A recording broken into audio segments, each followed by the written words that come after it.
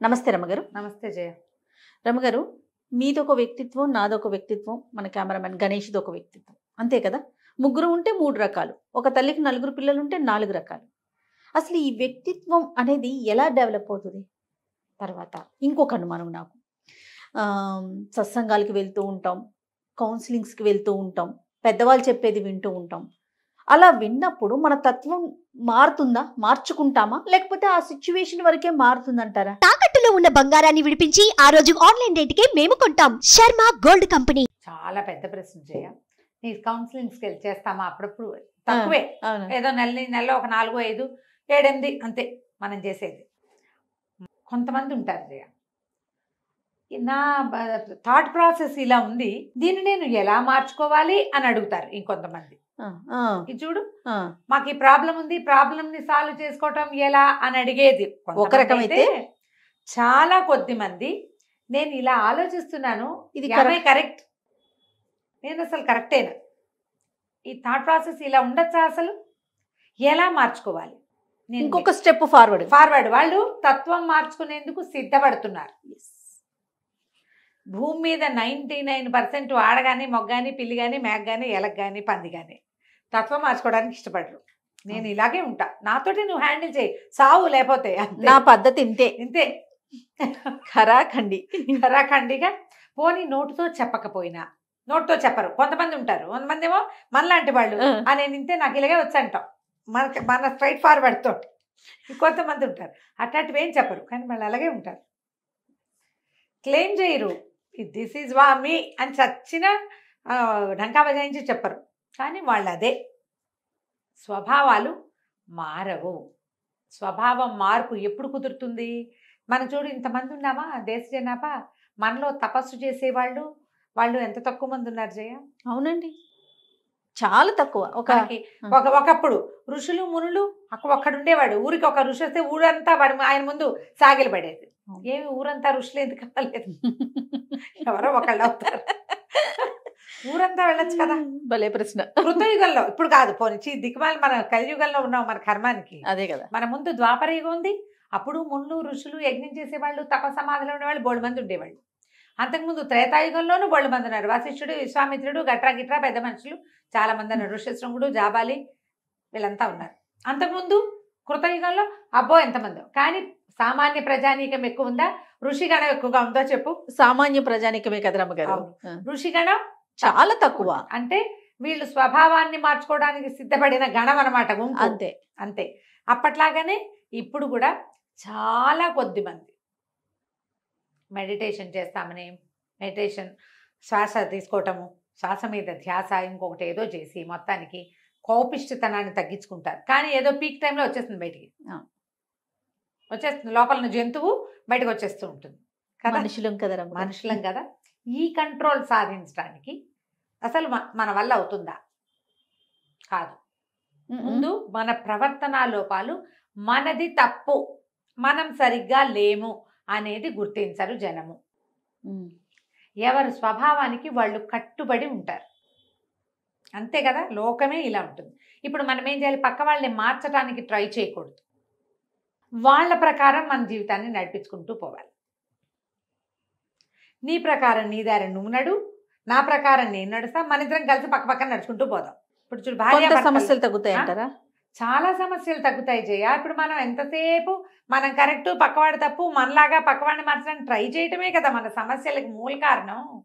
ఎవరి దారిన వారు వెళ్ళమంటారు. భార్య భర్త చూడు, ఎవరి దారిన వాళ్ళు కొత్త పద్ధతులు తెచ్చేస్తున్నారు రామ్గారు. నీకు అలా అర్థం అవుతోంది, నేను అలా చెప్పట్లా. ఇప్పుడు పిసినారి భర్త, ఖర్చు పెట్టే భార్య, వీళ్ళకి ఏం చెప్తావు? విడాకులు తీసుకోండి, నీ దారి నువ్వు ఖర్చు పెట్టుకో, నీ దారి నువ్వు దాచిపెట్టుకో అని చెప్తావా? అలా కాదు, కలిసి ఏదో సాయిదా వాయిదాగా పొండి, ఆయనకి పిసినారితనం ఎక్కువ, కొన్ని విషయాలు నువ్వు జాగ్రత్తగా ఉండు, పాప ఆవిడ ఖర్చు పెట్టుకుంటూ చీరలో నగలో కొనిపెట్టిన ఆయన అని చెప్తామా? అంతే కదా. మీ ఇద్దరు కలిసే ఉండండి అని చెప్తావా? లేచక్కమండి ఎవరి దాన్ని వాళ్ళు అంటామా? అట్లా అన్నాం కదా. వీళ్ళిద్దరూ రెండో వాళ్ళని యాక్సెప్ట్ చేయాలి జయ. అది కదా రమ్మగారు అర్థమైంది. అది లేకపోవడంతోనే కదా సమస్య. నేనే కొత్త సిద్ధాంతం చెప్పట్లేదు, పాత సిద్ధాంతమే ఇది. ఎలాగా సముద్రంలో ఉప్పు, ఆ ఉప్పు ఒక్కటి తప్ప మిగిలిన అన్ని రుచులు ఉన్న ఉసిరికాయని కలపమంటున్నాం. అందులో ఏది లేదు ఇది పెట్టుకో దీంతో, ఇందులో లేనివన్నిటికీ అది వస్తుంది నీకు అని చెప్పుకోవటమే. అంతే రమ్మగారు, కరెక్ట్ అండి. తత్వాలు మారవు. మారవు. ఎవరి తత్వం వాళ్ళదే. ఒక బుజ్జి కథ చెప్తా చూ, చాలా చిన్న కథ. పూర్వం అంట సృష్టి ఆదిలో, ఇప్పుడు కాదు ఎప్పుడో, ఆరుని అని ఒక మహర్షి ఉండేవాడు. ఈ ఆరునికి ఆయన అడవిలో కూర్చొని తపస్సు చేసుకునేవాడు. అడవి నిండా జంతువులే, చెట్లు పొట్లు, చిన్న చిన్న పురుగులు గిరుగులు కీటకాలు ఎన్నో. భగవంతుడు అవన్నీ సృష్టించి వదిలిపెట్టాడు. ఆయన అనుకున్నాడు ఇవన్నీ ఎందుకు పుట్టించాడు దేవుడు, ఒక ఆడదాన్ని ఒక మగవాడిని మనుషుల్ని సృష్టిస్తే సరిపోతుంది కదా, అంతే, మనుషులు ఉంటే చాలు, ఓన్లీ మనుషులే కావాలి అని అనుకునేవాడు. అయితే ఒకనాడు ఏమైందట, ఆయన నదికి వెళ్ళి స్నానం చేసి వస్తుంటే ఒక పెద్దగా పులిగాండ్రు రింపు వినపడింది. పులి పరిగెడుతోంది. ఈయన అటు ఇటు చూశాడు. ఈయన వెనకాల కాదు, ఆ పులికి ముందు కొంచెం దూరంలో ఒక ఆడ లేడి, అది కూడా వెర్రి పరుగులు తీస్తుంది. ఆ లేడి వెనకాల పడింది పులి. ఈయన ఏం చేశాడు, అయ్యో అయ్యో అది పులి చచ్చిపోతుందేమో అని అనిపించింది ఆయనకి. ఈ పులిని మార్చేద్దాం అనిపించింది. ఆయన తన తపశక్తితోటి ఇద్దరిని, మగ పులిని మగవాడిగాను లేడిని ఆడదానిగాను మార్చేశాడు. పరిగెడుతున్న పులి మగవాడిగా అయిపోయి పరిగెత్తడం మొదలెట్టింది. ఈ పరిగెడుతున్న లేడి ఆడపిల్లగా మారిపోయింది. ఆడపిల్లగా మారాక తొట్టుబడి చెట్టుకు ఆగిపోయింది. లేళ్ళు చెట్ల మధ్యలో ఇలా ఇలా ఇలా కాళ్ళు చాచి పరిగెడతాయి. మనుషులకి అట్లా ఎక్కడ వస్తుంది, మనుషులకి రాదు. చెట్టు తట్టుకుని పడబోయింది. ఈ వెనకాల పరిగెస్తున్న మగవాడు గబుక్కుని వెళ్ళి దాన్ని వాటేసుకుని నుంచోబెట్టాడు. పుల్లులు చేస్తాయి ఆ పని, ఏం చేస్తుంది, లటక్కని పట్టుకుంటుంది పులి. అదే వీడు ఆ పని చేయలే, పట్టుకుని ఆపాడు. ఎవరమ్మాయి నువ్వు అన్నాడు. అన్నాక అనిపించింది ఏంటి ఇది ఇంత అందంగా ఉంది అని. మెల్లిగా ఈ మగవాడికి ఈ అమ్మాయి మీద మోహం పుట్టుకొచ్చింది. ఆ మోహాన్ని వాడు ప్రేమ అనుకున్నాడు. ప్రేమ అనుకుని ఆ అమ్మాయిని నువ్వు నాతో ఉండు అని పిలిచాడు. ఆడెవ్వడూ లేడు, వీడు ఒక్కడే ఉన్నాడు. వీడు చూస్తే మంచి అటాకటా బలంగా ఉన్నాడు. పెద్ద మగ పులి మగవాడిగా మారితే పులికున్న జీవసత్వాలన్నీ మనిషికి రావు కదా. లేడి నాజుకుతనం అంతా అమ్మాయికి వచ్చింది, పులి బలం అంతా అబ్బాయికి వచ్చింది. సరే, ఇద్దరు జత కట్టి అడవిలో ఒక గుడిసెలాగా ఏర్పరచుకుని ఉండటం మొదలుపెట్టారు. ఈ పులి మగవాడిగా మారిపోయాడు కదా. ఈ మగవాడు మొత్తం అడవంతా వేటాడి దుప్పుల్ని వాటిని వీటిని కుందేళ్ళని పుచ్చుకొచ్చేసేవాడు. పెళ్ళాన్న తినమనేవాడు. అదేమో శాకాహారి లేడు కదా, అదేం చేసేది, ఆకులు అలమలు దుంపలు అవి తవ్వుకుని తినేది. చచ్చిన మాంసాహారం తినేది కాదు, దాన్ని నచ్చేది కాదు. నేను తెచ్చింది ఎందుకు తినవా హాయ్ అని పొట్టాడేవాడు. కొట్టు తెచ్చేవాళ్ళు ఇద్దరు. అట్లాగే ఏముంది, కొట్టు తెచ్చినా పిల్లలు పుట్టడానికి లోటే ఉండదు కదా. వరుసగా పిల్లలు పుట్టుకొచ్చారు. కొన్నేమో నాన్నలాగా, కొన్నేమో అమ్మలాగా ఉన్నారు. అందులో సంవత్సరాలు గడిచే కొందికి వీళ్ళిద్దరి కొట్లాట ఒక రకంగా తేలలేదమ్మా. నువ్వు అవన్నీ ఎందుకు తింటావు, వాటన్నిటిని ఎందుకు చంపుతావంటుంది పెళ్ళాం.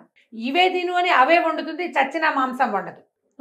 ఆ మగవాడేమో ఎంతసేపు దుప్పుల్ని కుందేళ్ళని చంపేసి, ఎలుగుబంట్లను చంపేసి వాటిని చీరేసి వాళ్ళ మాంసం అంతా పుచ్చుకొచ్చి అది కాల్చి తింటే గానీ నేను నీతో ఉండనంటాడు మగవాడు. బాగుంది. కొట్టుకు చచ్చి చచ్చి చచ్చి చచ్చి చివరికి పిల్లలు కూడా ఇంతంతమంది అయిపోయాక ఓ రోజు మళ్ళీ ఆరుని దగ్గరకు వచ్చారు. ఇది మాట విందండి, గడ్డిగా అతను తింటుంది, నాకు కూడా అవే పెడతానంటుంది అంటాడు వాడు. ఎంతసేపు రక్త మాంసాలతో తిండండి, అన్నిటిని చంపేస్తున్నాడు దుర్మార్గుడు, వీడితో ఎవడు బతుకుతాడండి అంతే ఆవిడ. ఈ గోల పళ్ళైపోయాడు వెధ పంచాయతీ ఎందుకని ఆయన ఏం చేశాడు, వాడిని పులిగాను దీన్ని లేడుగాను మర్చిపారేశాడు. ఇద్దరు చెరోజారిన పోయారు. వాళ్ళ పిల్లలు మాత్రం అడవిలో ఉండిపోయారు. స్వభావం మారిందా, స్వరూపాలు మార్చేశాడు. భగవంతుడి రూపంలో ఈయనే భగవంతుడైపోయి, అయినా కూడా పులి వేట క్రూరత్వము, నా మాట నెగ్గాల్సిందే, నేనేది చూస్తే అది నా నోట్లో పడాల్సిందే అన్న లక్షణము వాడిపోవాల. ఇది ఒక మూల దాక్కుందాము, ఓ మూల కూర్చుందాము, నా దారిని నేను ఉందాము అనే ధోరణి దీనికి పోలేదు. మనుషులుగా మారినా కూడా జంతు లక్షణ స్వభావాలు మాత్రం వాళ్ళవి మారలేదు. పిల్లలు పుట్టినా మారలే. ఇప్పుడు ఈ రెండు ఏం చెయ్యొచ్చు, ఆవిడకి ఇష్టం లేదు నేను ఒక్కడనే తింటా అని వాడు అనుకోవచ్చు. వాడికి నచ్చింది వాడికి తింటాలే, నాకు నచ్చింది నన్ను తిన్నిస్తున్నాడు కదా అని అనుకోవాలి.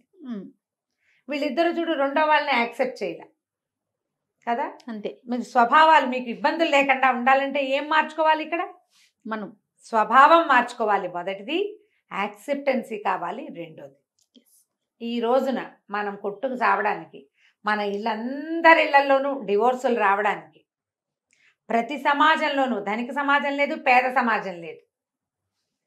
రెండే కదా సమాజాలు మనకి. అవును. ఒక డబ్బున్న వాళ్ళు, ఒక డబ్బు లేని వాళ్ళు.